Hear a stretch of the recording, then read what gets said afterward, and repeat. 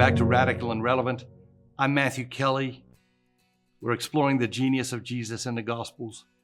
Each day, we're looking for a word, a phrase, or an idea from today's Gospel reading to feed our hearts, to nourish our minds, to inspire our souls, so that we can go out into the world with our lives anchored in the Gospel. Today's reading comes from Mark chapter 9, verses 30 through 37.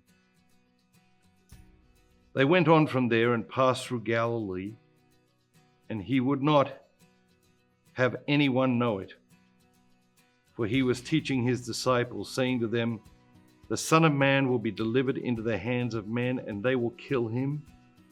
And when he is killed, after 3 days he will rise." But they did not understand the saying, and they were afraid to ask him. And they came to Capernaum, and when he was in the house, he asked them, "What were you discussing on the way?"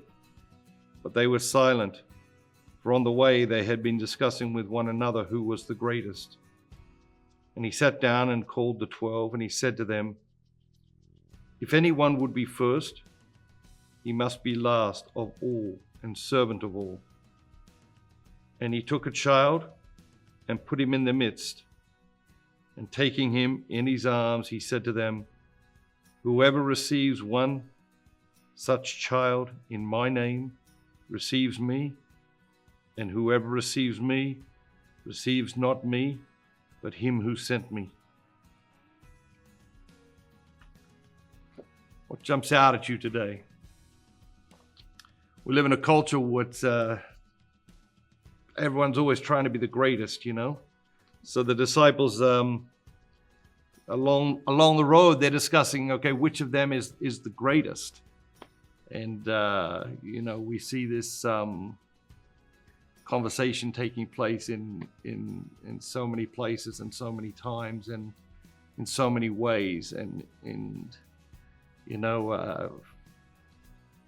one of the kids the other day was saying, this football player is the GOAT, the greatest of all time. And then Harry said, "Well, do you agree, Dad?" I said, "Well, I don't know. It seems like every time I turn around, there's a new goat. There's like a whole herd of goats now." And you got to think about the phrase, the greatest of all time. Well, we've been only playing football for, I don't know how long that is, maybe 100 years or so. And all time, there's still a lot of time in all time to go. Little Harry's looking at me thinking, I didn't think about it like that. Anyway, there is this sense in us, there is this pride in us to want to be set apart. And we're called to be set apart. That's why we have the desire, but we're called to be set apart for God in humility. We're not called to be set apart in pride, in accolade, in any of those things.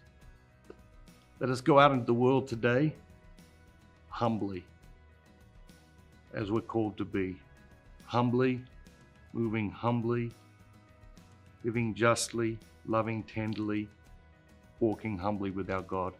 Have an amazing day, and remember, be bold, be Catholic.